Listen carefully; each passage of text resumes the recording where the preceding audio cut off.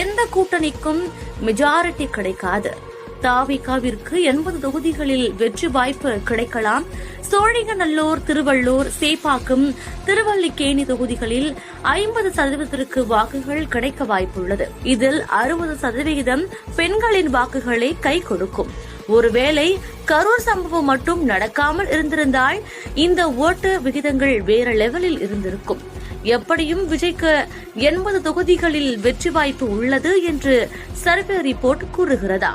அதேபோல மற்றொரு தாவிகாவின் ரகசிய சர்வேவில் திருச்சி கிழக்கு, மதுரை மேற்கு, திருவாடனை இந்த 3 தொகுதிகளில் தாவிகா மிகப்பெரிய அளவிற்கு வெற்றி பெறும் என்று ரிப்போர்ட் வந்துள்ளதா? இதில் திருச்சியில்தான் விஜய்க்கு அதிக ரசிகர்கள் உள்ளதாகவும், சிறுபான்மையினர், இளைஞர்கள் அதிகமாக உள்ளதாகவும், எப்படியும் 60% வாக்குகளை எளிதாக திருச்சியில் பெற்றுவிடக்கூடும்.